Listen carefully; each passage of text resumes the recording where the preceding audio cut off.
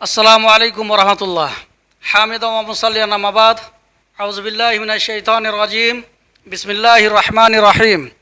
कुंतुम Khaira उम्मह उखरिजत लिन्नास तअमुरूना bill मारूफ व तनहौना अनिल मुनकर व क़ाला नबीउल करीम सल्लल्लाहु अलैहि वसल्लम बल्लिगु अन्नी वलौ आया के तहत मोहतरम हाज़रीन, आज हम आपके सामने एक ऐसे शख्सियत और इस्लामिक स्कॉलर के शक्ल में जनाब मौलाना अब्दुल रकीब अल मदनी उस्ताद जामिअतुल इमाम अल बुखारी किशनगंज को प्रस्तुत करने जा रहे हैं, एक ऐसे अहम सवालात के साथ और जवाबात के साथ जिसकी आज समाज में एक सख्त ज़रूरत महसूस की जाती है।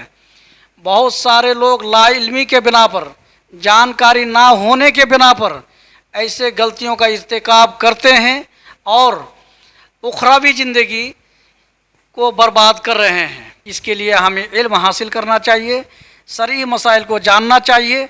इसलिए आज हमारे साथ सीमांचल ज्ञान केंद्र के मंच पर आलिम दीन, इस्लामिक स्कॉलर जनाब मौलाना अब्दुल रकीब अल मदनी साहब हाजिर हैं और हम लोगों को इसके बारे में या चंद शरई मसाइल के बारे में तफसीली जानकारी देंगे।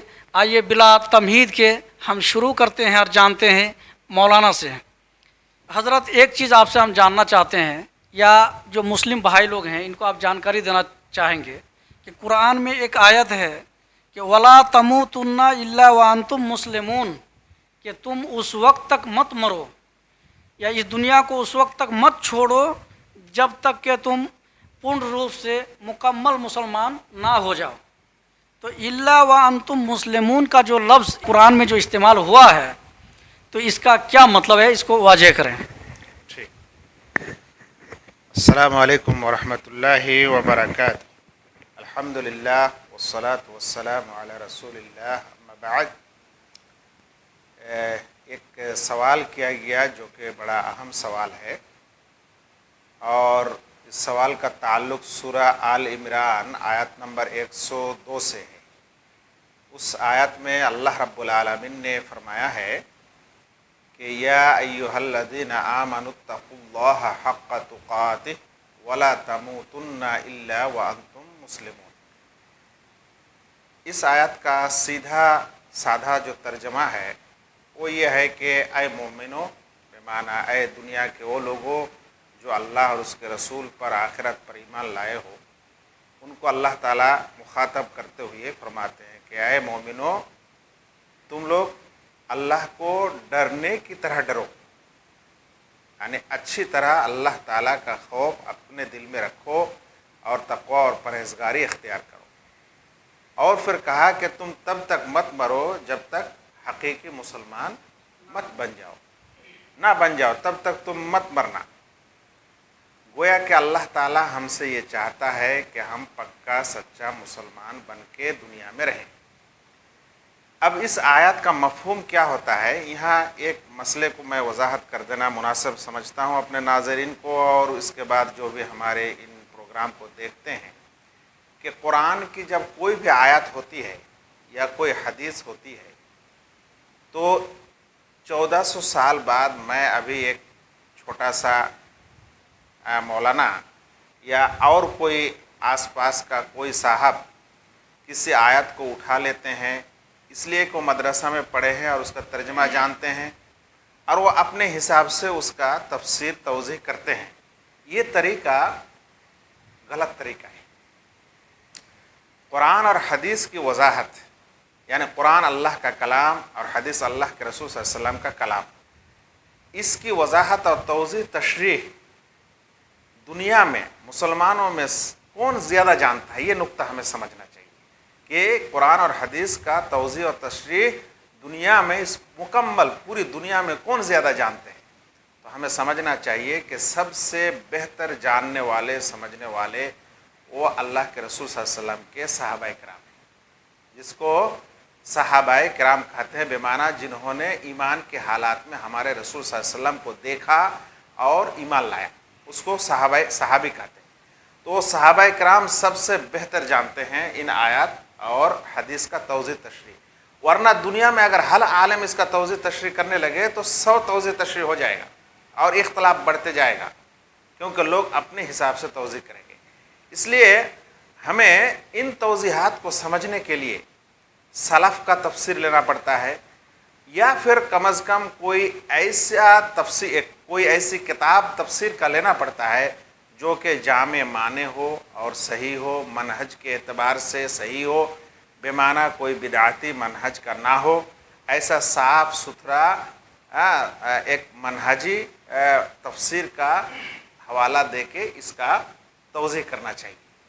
اب اس بارے میں اگر توضیح کیا جائے بہت طرح کے تفاسیر لے کے تو بڑا وقت طلب مسئلہ ہے، لیکن ہم ایک ہی تفسیر کا ایک حوالے سے 2-4 بات کر دیتے ہیں۔ ہم سب تفسیر ابن کثیر کا نام جانتے ہیں، جس کو ابن کثیر رحمہ اللہ نے لکھا ہے اور بڑا مشہور ہے، جس کو سلف کے منہج سے انہوں نے اس تفسیر کو سجایا ہے۔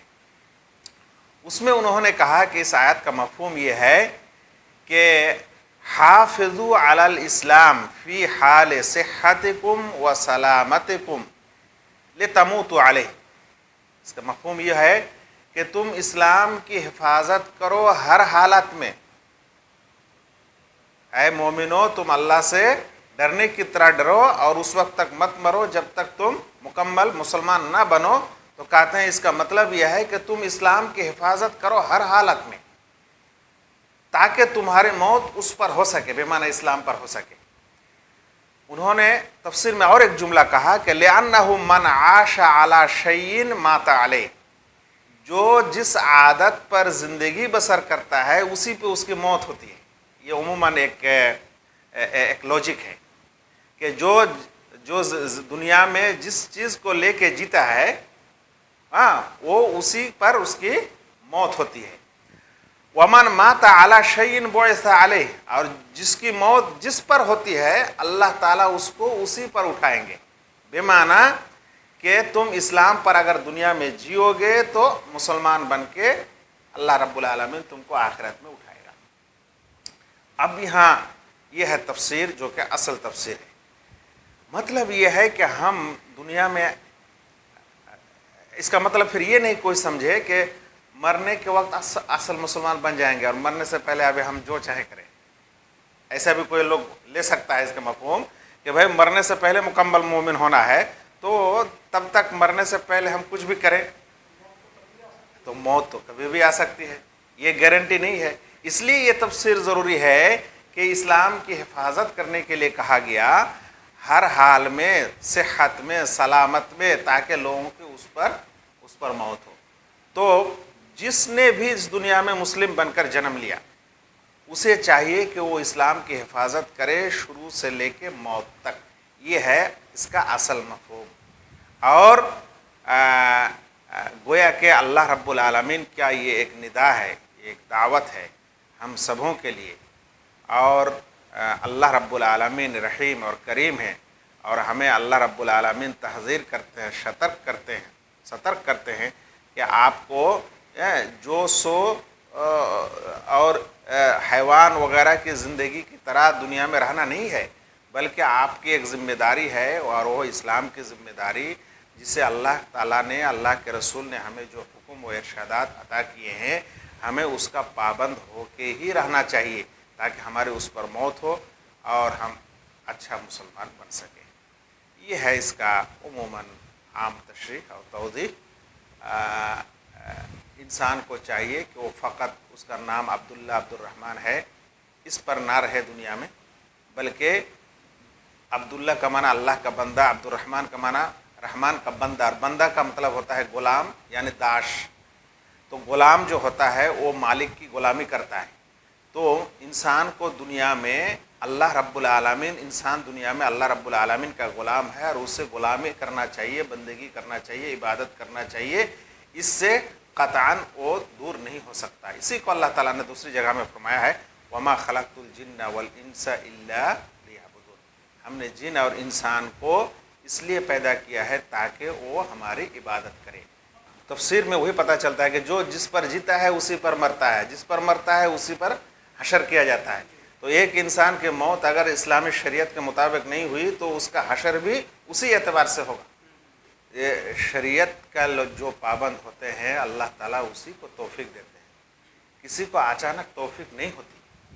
دیکھیے موت کے وقت کبھی کبھی کچھ لوگ ایسا ہوتا ہے نا کہ ان کے پاس کلمہ پڑھیے پھر بھی وہ ادا نہیں کر پا رہا ہے, اس کو جھنجھٹ لگ رہا ہے یہ سب لوگ کیا بول رہا ہے, یا پھر جو ہے بولنا چاہتا ہے لیکن زبان کھینچی رہتی ہے اور وہ ادا نہیں کر پاتا ہے. لیکن کچھ لوگ ایسا ہے کہ شہادت کی انگلی اٹھا کے لا الہ الا اللہ بول کے دنیا سے رخصت ہوتے ہیں. تو یہ توفیق من اللہ ہے, اللہ کی طرف سے توفیق ہے.